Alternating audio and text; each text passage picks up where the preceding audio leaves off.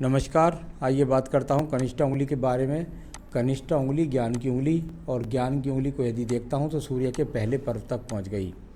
यानी आपके पास बुद्धि सही है, आपके पास ज्ञान सही है, आपकी याददाश्त सही है, परंतु इतनी गहराई तक पहुँचने के बाद और आपके व्यवहारिक पर्व और धन के पर्व के नीचे वाले स्थान पर कट के निशान मौजूद हैं। ऐसी स्थितियों के अंदर आपको अपने व्यवहार में जल्दबाजी से बचना होगा, आवेश से, क्रोध से बचना होगा।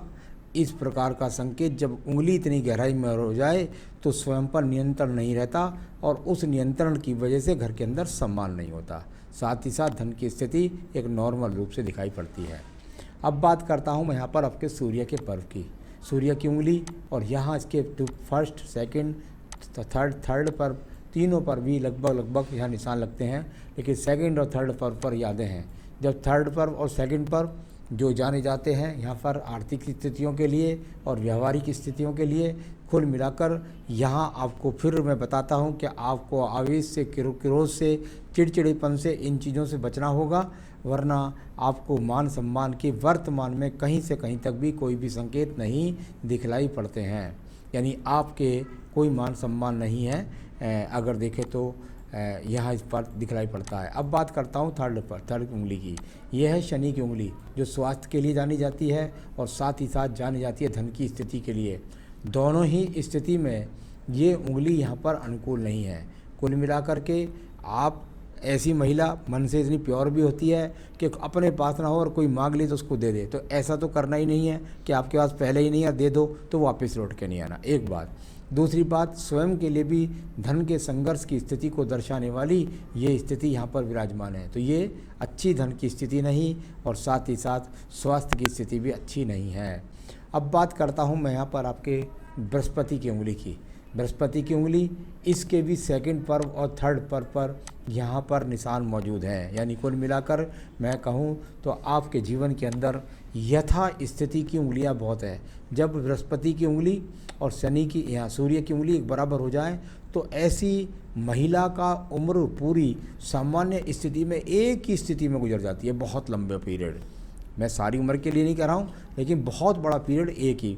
यानी कुल मिलाकर 20-20, 30-30 साल चले जाएंगे जीवन में, पता लगा कोई तरक्की होती नहीं है, एक समान रूप से ज़िंदगी चली जाती है कि हम ज़्यादा ऊंचाई पर भी नहीं जा रहे, हम ज़्यादा नीचाई पर नहीं जा रहे, एक सामान्य ऐसी ज़िंदगी बिता रहे हैं। इस तरह की स्थितियाँ साथ ही साथ पति के साथ वैचारिक मतभेद तक को भी दर्शाने वाली स्थिति यहाँ पर है। अब बात करता हूँ मैं आपके बुध पर्व के बारे में। बुध का पर्व जहाँ जाना जाता है धन के आवक की स्थिति को, बहुत ज़्यादा स्थिति मजबूत नहीं है, लेकिन सामान्य स्थिति का पस धन आपके पास में है, साथ ही साथ संतान भी आपके पास है। चलिए अब बात देखिए आपका सूर्य पर्वत। सूर्य पर्वत पर एक तरह से रेखाएं एक दूसरे को काट कर नक्षत्र किसी स्थिति को बना लेती हैं। यानी कुल मिलाकर जब इस तरह की स्थिति बन जाए तो आपके जीवन के अंदर सम्मान जैसी चीज़ है उस पर ग्रहण लगा रहता है। यानी कुल मिलाकर के वर्तमान ऐसी में स्थिति में कहीं भी ऐसा नहीं है कि आपको कोई अपने कार्य क्षेत्र से सम्मान प्राप्त हो सके। अब बात करते हैं आपके शनि की उंगली के नीचे। शनि की उंगली और वर्तमान की स्थिति में यहाँ पर कैसी भी स्थिति है, भाग्य आपका साथ दे रहा है और कुल मिलाकर के आपका गुजर बसर हो रहा है। बस इतना ही, मतलब इतने ज़्यादा अच्छी भाग्य रेखा नहीं है। बात करता हूँ इसके बाद में बृहस्पति के पर्व के बारे में।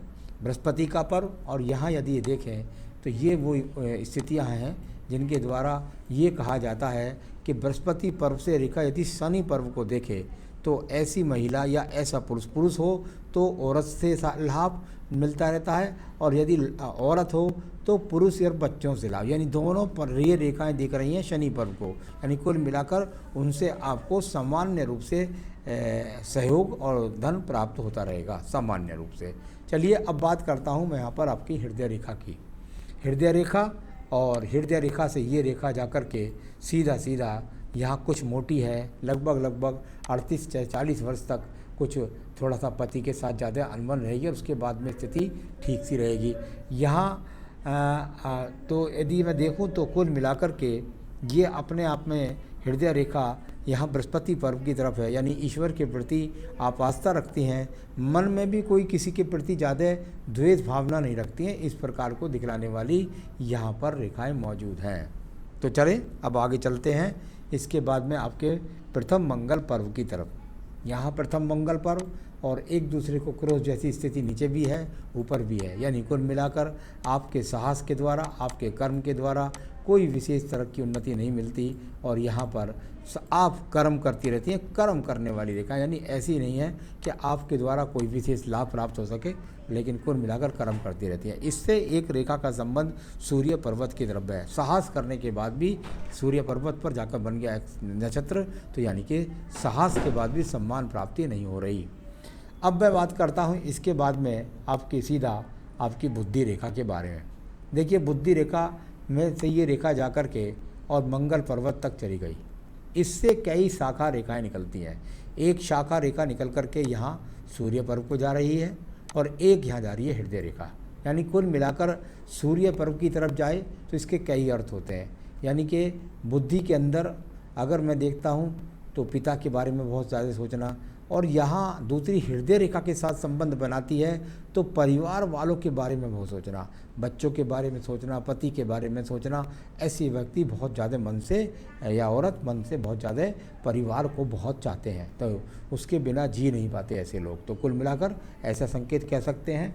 और ऊंचाई प्राप्त करने के लिए सूर्य की तरफ दिख रही है, मेरा मान सम्मान हो जाए, मेरा मान सम्मान हो जाए, इस प्रकार को इसमें से एक रेखा निकल करके ऊपर भी जा रही है। अब बात करते हैं आपके द्वितीय मंगल पर्वत के बारे में। ये द्वितीय मंगल पर्वत है और यहाँ पर यदि मैं देखता हूँ तो इस रेखा पर कुछ हल्का सा ये दीप दिखाई देता है, यानी कि हो सकता है ये बायां दीप पूरा ना हो, आप देख लीजिएगा। यदि इस तरीके से यहाँ दीप बन रहा है तो ये अच्छा नहीं है, ये मानसिक टेंशन के लिए होता है। कुल मिलाकर यहाँ कोई झगड़े झंझट के मुकदमे के योग नहीं दिखलाई पड़ते हैं। इसके बाद बात करता हूँ मैं आपके अन्य रेखाओं के बारे में, तो उससे पहले मैं कुछ रेखा यहाँ पर बोल देता हूँ। देखिए यहाँ आपका जो ये पूरा का पूरा स्थान है, यहाँ ये जो रेखा जाकर के यूँ बना करके एक दीप बनाएगी, इसको मैं बाद में बोल दूंगा। यहाँ रेखाएं काफ़ी एक दूसरे को काट करके और एक तरह से ये दीप बना रही है बुद्धि रेखा से निकल करके आयु रेखा पर। तो ये अंदर का जो क्षेत्र है, इसके अंदर इतने सारे क्रॉस बनना और आयु रेखा पर बुद्धि रेखा के द्वारा एक तरह से दीप बनना, इसको मैं यहाँ पे अभी बोल देता हूँ। ये क्या है, ये पूरी की पूरी उम्र के अंदर इतने यहाँ पर जद्दोजहद एक दूसरे को काट करके रेखाओं का बनना और बीच में उसके दीप बन जाना। तो यानी कि आपकी ज़िंदगी में आपकी जो स्थिति वर्तमान में है, ऐसी स्थिति बहुत समय तक चलनी है। यानी मैं जो सामान्य बात ऊपर कह रहा था वो यहाँ भी नज़र आई। मैं ऐसा तो नहीं कह सकता, लेकिन ये अपने आप में अच्छा दीप नहीं होता। इतनी लंबी आयु रेखा पर लगभग देखें तो ये करीबन 52-53 वर्ष तक चली जाएगी और ये नहीं मिटी तो फिर यही स्थिति रह जाएगी कि आपके जीवन के अंदर जद्दोजहद और संघर्ष बना रहेगा। तो ये इस तरह की स्थिति यहाँ पर। अब बात करता हूँ मैं इसके बाद में आपके भाग, कोई यहाँ पर आपके हाथ के अंदर कोई व्यापारिक रेखा तो है नहीं। भाग्य रेखा की बात करता हूँ तो कई प्रकार से भाग्य रेखाओं का योगदान है। यहाँ से देखें तो आपका परिवार आपको सपोर्ट करता है। ये दूसरी भाग्य रेखा, ये वो भाग्य रेखा है जिसके भरोसे पर आपके पति का भाग्य चलता है। दूर स्थान से संबंध है, हो सकता है कि दूर स्थान से यहाँ कुल मिलाकर के आपका कोई संबंध बने और यानी कि पति का कहीं ट्रांसफ़र हो जाए या मकान का परिवर्तन हो जाए या दूर स्थानों से जुड़ गए कुछ यात्राएं हो जाएं। तो इस तरह का कुल मिलाकर ये मिला जुला फल है, लेकिन कुल मिलाकर भाग्य रेखा आपके पास है, यानी आपके भाग्य से ऐसी बात नहीं है, घर चलता है। अब इसके बाद में बात करते हैं मैं आपकी शुक्र पर्व के बारे में। शुक्र पर्व और काफ़ी शुक्र पर्व पीड़ित है, बहुत सारे एक्स के रूप में भी है। यहाँ तो देखने में तो आपको मछली जैसा लगेगा, लेकिन ये मछली नहीं है। कुल मिलाकर के यहाँ पर ये बहुत सारे चिन्ह हैं जो एक दूसरे को दूषित रूप से काट रहे हैं, यानी कि कहीं क्रॉस का चिन्ह बना रहे हैं, कहीं दीप जैसा बना रहे हैं, कुछ पर्वत को बिगाड़ रहे हैं। यानी संसाधनों के लिए आपका आकर्षण है और संसाधन आपके पास नहीं है। अब बात करता हूँ मैं इसके बाद में आपकी आयु रेखा के बारे में। यहाँ आयु रेखा की बात करता हूँ तो यहाँ से ये आयु रेखा चली और जा कर के लगभग ऐसा कह सकते हैं कि 70 वर्ष के आसपास आपकी आयु रेखा भी दिखलाई पड़ती है। तो ये सब चीज़ें यहाँ पर हैं और जो मैंने आपको बताई हैं, तो ये तो मैंने हाथ को पढ़ने का तरीके से पढ़ा। अब मैं बताता हूँ आपके सवाल। जीवन में मान सम्मान मिलेगा, देखिए बहुत आगे तक तो मैं नहीं कह सकता, लेकिन वर्तमान की स्थितियों में मुझे नहीं लगता कि कोई 4-5 साल में आपको कोई विशेष सम्मान मिलना है। ऐसी ही हाथों की स्थितियाँ रही तो बहुत मुश्किल हो जाएगा आपके जीवन के अंदर आपको मान सम्मान मिलना। यानी कि मान सम्मान से मेरा मतलब है बदनामी नहीं है, मान सम्मान से मेरा मतलब है आदमी की स्वयं की पहचान। तो बच्चों या महिला की स्वयं की पहचान, बच्चों से संबंध कैसा रहेगा, उनसे मान सम्मान मिलेगा या नहीं। निश्चित रूप से कह सकता हूँ 100%। बृहस्पति पर्व को भी देखा मैंने और यहाँ संतान रेखाओं को भी देख लिया है थोड़ा सा, और बुध पर्वत भी ठीक है। निश्चित रूप से संतान से आपको सहयोग मिलेगा। आप स्वयं चिड़चिड़ाहट नहीं रहें, स्वयं आवेश में क्रोध में ना आए, बस इतना आपको ध्यान रखना है। क्योंकि आपके मन से ऐसा लगेगा आपको कि पति मेरा सम्मान नहीं कर रहा, बच्चे मेरा सम्मान नहीं कर रहे, ऐसी रेखाएं आपके पास ज़्यादा मौजूद है। बाकी आपको उनका सम्मान मिलेगा। सुख संपत्ति का योग है या नहीं, देखिए यहाँ आपके हाथ की स्थिति से बहुत संघर्ष है। आपके हाथ की स्थिति से मैं कहीं से भी नहीं बोल सकता कि आपको कोई बहुत ज़्यादा सुख संपत्ति की बात है। तो बहुत निर्भर करेगा आपके पति के कार्य पर, आपके अपने भाग्य पर। इस चीज़ को दिखलाने वाली यहाँ पर रेखाएं हैं। तो कुल मिलाकर ये ज़्यादा संपन्न हाथ नहीं है। क्या मृत्यु सुहागन के रूप में होगी, देखिए मैंने आपकी एज को पढ़ा और हृदय रेखा जो है उसके द्वारा हम पति की रेखा को पढ़ते हैं। अभी तो मुझे बहुत लग रहा है कि अगर मैं देखूं तो काफ़ी डिफरेंस आ रहा है, यानी सुहागन का पूरे चिन्ह विराजमान है। स्वास्थ्य कैसा रहेगा, यहाँ स्वास्थ्य की जहाँ तक सवाल है, आपका स्वास्थ्य बिल्कुल निश्चित रूप से मैं कह सकता हूँ कि अच्छा नहीं है। यानी कुल मिलाकर स्वास्थ्य भी यहाँ पर बहुत अच्छे स्तर का नहीं है। सरकारी नौकरी का योग है या नहीं, या व्यवसाय कौन सा उचित होगा, ये आपका सवाल मुझे कुछ ठीक लगा, क्योंकि आपकी भाग्य रेखा मुझे कुछ ठीक लग रही थी। जहाँ तक सरकारी नौकरी के सवाल है, सरकारी नौकरी का चिन्ह तो मुझे कोई हाथ में नज़र नहीं आ रहा।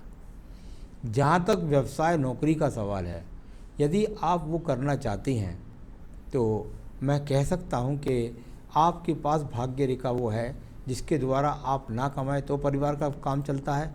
और यदि आप स्वयं भाग्य को जमाना चाहती हैं और किसी कार्य क्षेत्र में काम करना चाहती हैं तो बिल्कुल उसका इस्तेमाल कीजिएगा। और आप उसमें कार्य क्षेत्र में जैसे आप व्यवसाय के लिए कहती हैं तो मैं समझता हूं कि शुक्र से संबंधित काम या कोई जैसे टीचिंग का काम, इस तरह का काम, टीचिंग का काम कर सकती हैं।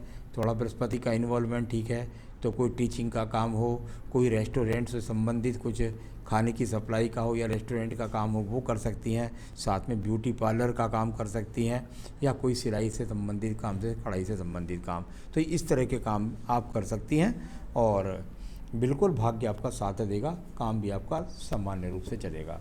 उसके बाद हो सकता है कि आपका हाथ सही चलने लगे और राइट हैंड आपका सही काम करने लगे और आपकी स्थितियाँ मजबूत हो जाएं। तो ये अभी मैंने कोई ज़्यादा साल के लिए नहीं, केवल आपका हाथ 3-4 साल की स्थिति के हिसाब से बोला है कि आप क्या करें जिससे आपके जीवन के अंदर बाधाएं दूर हो करके आपका काम चलता रहे। बहुत बढ़िया ज़्यादा मेहनत नहीं करनी है आपको, सिर्फ और सिर्फ, क्योंकि मुझे सबसे ज़्यादा चिंता है तो वो केवल आपके स्वास्थ्य की चिंता है और मानसिक चिंतन की। इसके लिए आपको बहुत कुछ नहीं करना, बस अपनी पूजा में एक देवी कवच आप शामिल कर लीजिए। इसके आने से ही आपके जीवन के अंदर जैसे ही आप देवी कवच लगभग 3 महीने कर जाएंगी तो उसके बाद बहुत सारी दुविधाएं दूर हो जाएंगी और बहुत कुछ अनुकूल होना शुरू हो जाएगा। आप देवी कवच कर सकती हैं, साथ ही साथ यदि आप कोई रत्न पहनना चाहती हैं तो आप पुखराज पहन सकती हैं। आप चाहें तो हमसे मंगवा सकती हैं, हम आपके स्थान तक पहुंचा भी सकते हैं। इतना करिए, जीवन में सुखी रहिए, यही मेरी शुभकामनाएं। नमस्कार।